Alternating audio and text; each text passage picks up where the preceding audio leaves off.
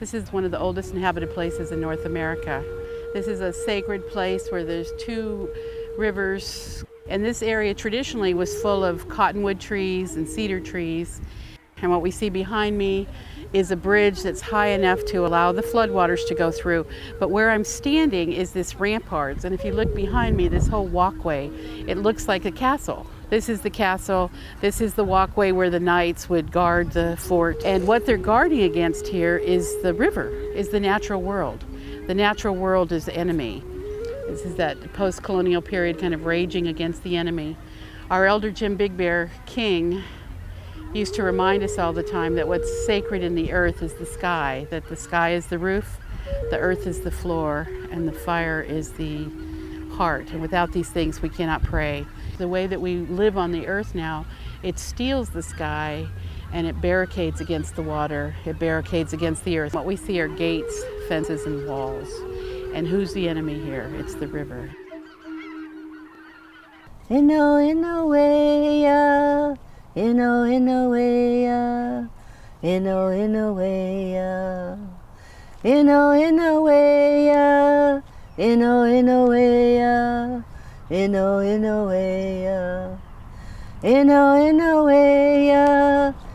I remember as a child when I was I'd say 5 or 6 years old, the lake was so clear that if you dropped a dime in it, you could see it sparkle, and you could see it at the bottom of the lake. Now, if you throw a dime in there, you lose it forever.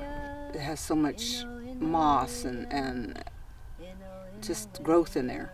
That happens because of the fact that they brought the bass to Clear Lake.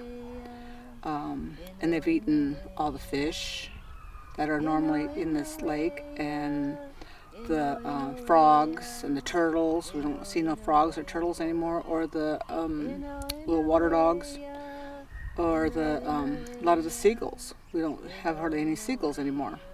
And the lake really smells bad, and there's always dead fish in it. If we took the bass out and brought the fish back, which a lot of the hitch and stuff, I don't know where they can get those or if they're providable anymore to put into the lake, that the lake would change. And I really believe that, because that's what was in the lake before.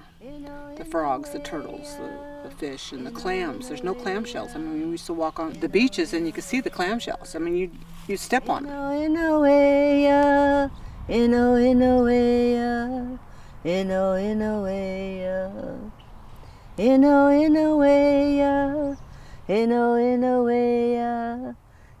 way, in the way. Ayukui, Naknau Jene McCovey. My people are from the Klamath River, the Nur from the Pacific Coast in extreme northwest California. I was born in 1951 in Hoopaw Valley Indian Reservation. We have endangered species. We have what we call ESUs, evolutionarily significant units. So on the Pacific Coast comes down like this, and the land's here.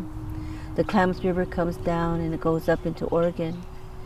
And in the sacred high country, the Go Road, the Gasky Orleans Road, is water that comes up from the aquifer out of the sacred mountains.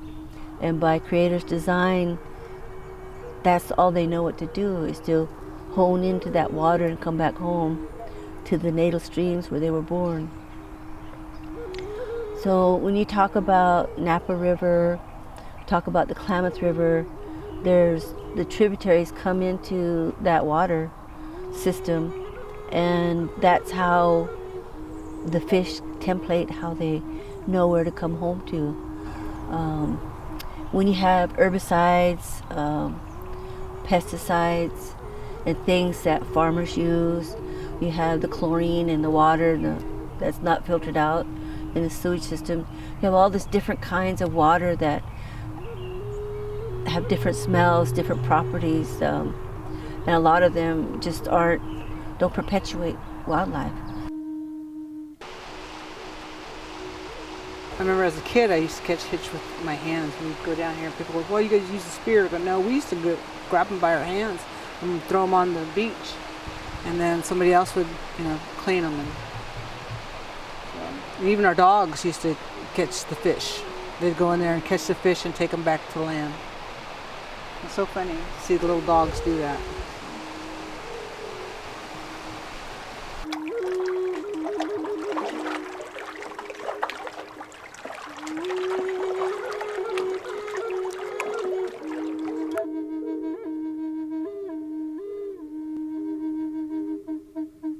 And Indigenous people always thought to 7 generations.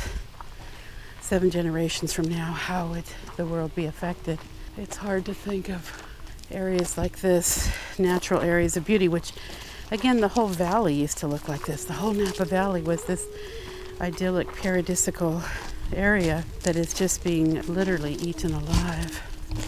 This would be a place that would sustain large populations in their permanent settings.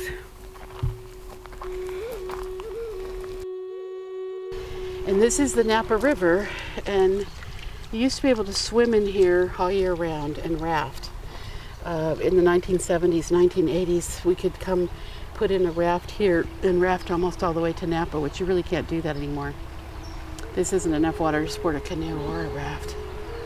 You can bring little kids and splash in here, but this was a really popular swimming spot. And it's still idyllic and soothing, but you can't really be swimming in it.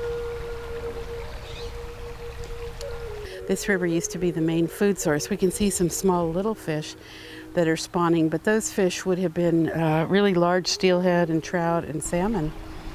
So again, the fish was a really big part of the Indigenous diet, but this small, low river isn't supporting that kind of fish population anymore. There are starting to be salmon again in Calistoga because they'll come back up the river. All the dams have been cleared. And even seeing this many little fish is actually a good sign because it means all the toxicity that the river was having through the 50s, 60s, 70s, and 80s, that's all been cleaned up recently.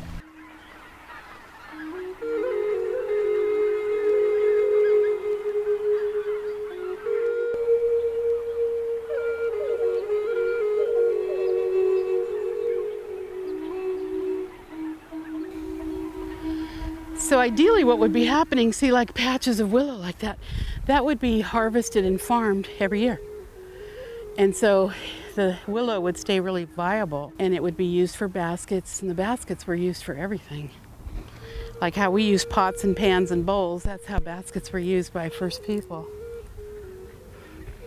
There's a lot of basket weavers here a long time ago, which was my grandmother, my great-grandmother, Annie Snow. And it's on my mother's side, and on my father's side, which is from Pinoleville, Molly Jackson and Jene Jackson, which was my dad's grandmother. We're all basket weavers, and they collected their willows down by the creeks. There's a creek in Pinoleville, there's a creek right down here, not more than 2 blocks away. They can go and collect willows. But the baskets are a part of the culture that I'm trying to keep intact to the best of my ability. I want to learn the best I can. I mean, there's not a lot of people around to teach us today because of what's happened in the past. But the past isn't the past, this is the future, and I want to try to bring that to my children and my grandchildren. The culture and the history is the best I know.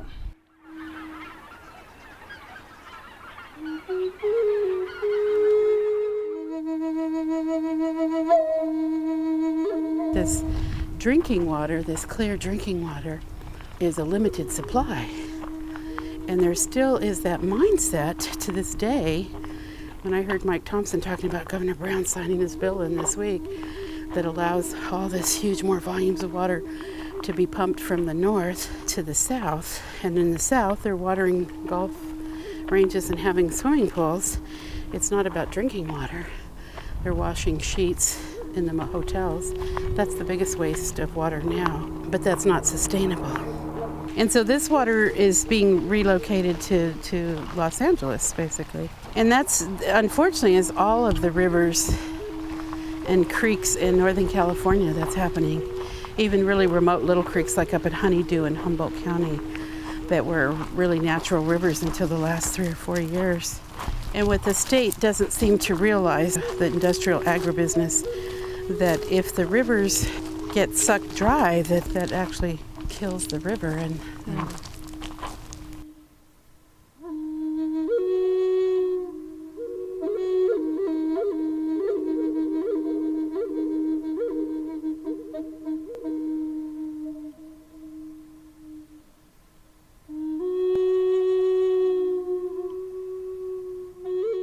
The only water that I know that's not regulated in California is rainwater.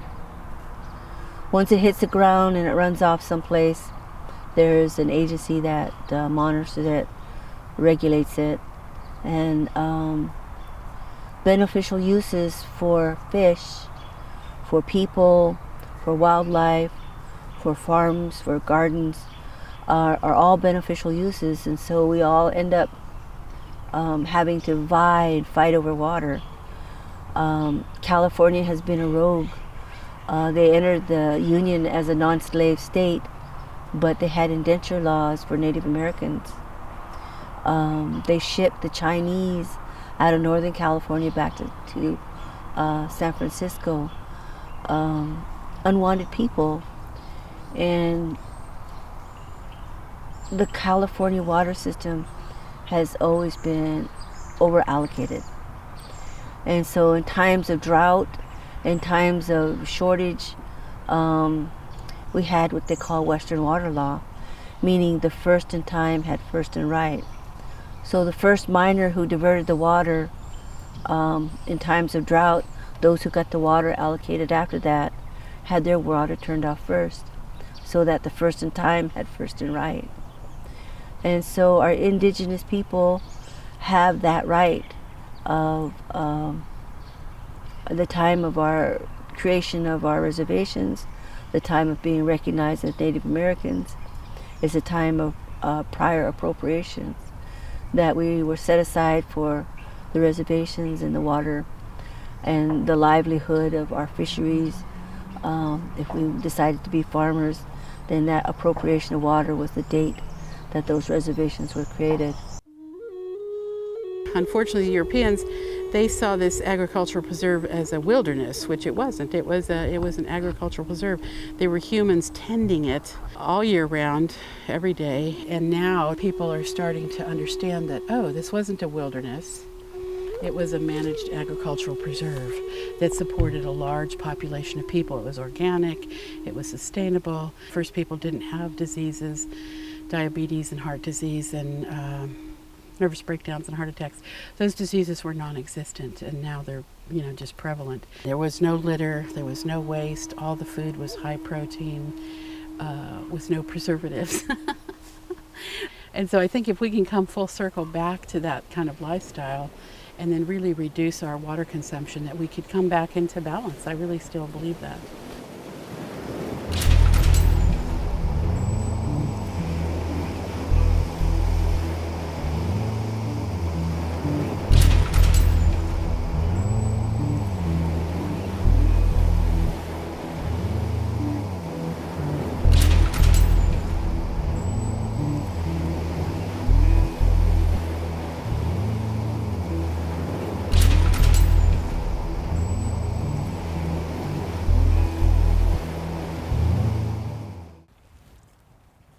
Got my eyebrows straight? Yeah, you look really good.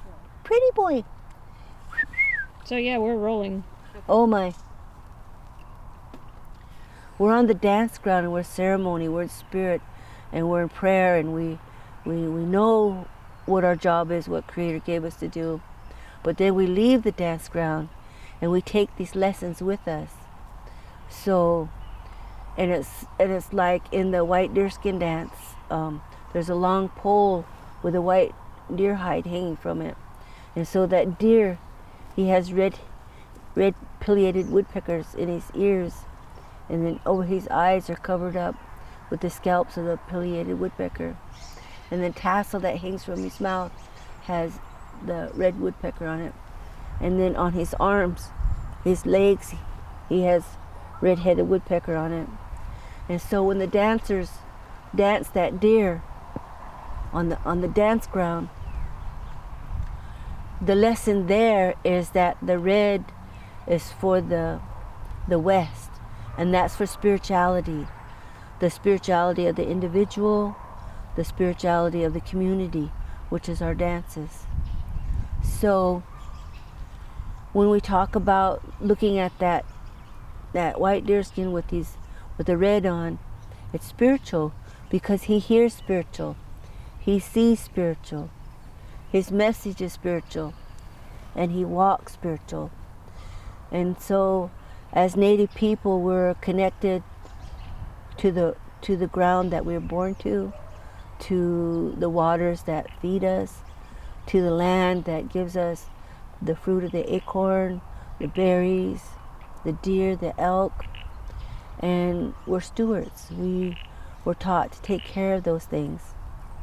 And there's a big battle going on throughout the world for clean water, drinking water. And this is the thing that is most paramount important, is to not destroy the underground aquifers, not to destroy the drinking water, because once it's destroyed and diminished in quality, it's not viable for people to drink. When you have someone that mines down this way and rots out this way, and they fracture the land, they fracture the structure, they go through the aquifers. They drill right through them. Uranium mining is the same way, that they have no care. Their greed for the uranium, for the tar sands, is more important than people's water. The underground aquifer is going someplace. It's going to come up someplace. Mother Earth does that. She cleanses that water and she gives it to us. And through the corporations and countries, states, they're destroying what is ours, what is our birthright, what is humanity's need for clean water. There's always somebody downstream, so what you do upstream affects those people downstream. And as stewards, we need to be mindful of all the users, because it's precious. The water's precious.